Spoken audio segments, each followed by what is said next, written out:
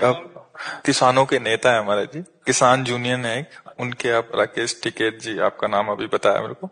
स्वागत है, बढ़िया। और हमारे जो भारतीय किसान हैं बड़े भोले भाले हैं। हम लोग किसान के घर में पैदा हुए ना, तो जानते हैं कि फसल नष्ट हो गई मानो किसान नष्ट हो गया। कितनी मेहनत करके वो अपनी फसल तैयार करता है और प्राकृतिक नाना प्रकार की, तो आप किसानों के पक्ष में खड़े होकर सरकार से अनुकूलता दिलाना, किसानों को सुविधा दिलाना, ये बहुत उत्तम कार्य है। बस इसमें स्वार्थ की गंध ना हो, खास बात है।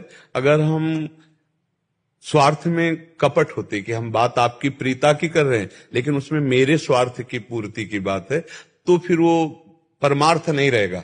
और अगर हम परमार्थ का भाव दूसरे के हित के लिए अपने प्राणों की भी बाजी लगा देते हैं तो इस लोक और परलोक में सब जगह मंगल होगा।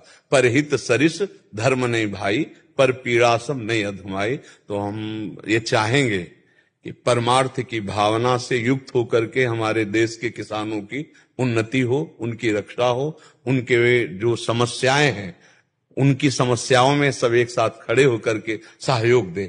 नहीं तो बहुत से किसान असमर्थ होकर आत्महत्या देते हैं, शरीर त्याग देते हैं, क्योंकि उनकी पहुंच नहीं, उनकी बात कोई सुनने वाला नहीं है। 4 बीघा खेती उसी से तैयार किया, फसल नष्ट हो गई, तो अब वो सोचते हैं कि मेरे जीवन का, अगर 4 सपोर्ट देने वाले हैं तो फिर आगामी वो उत्साह से युक्त हो जाएंगे।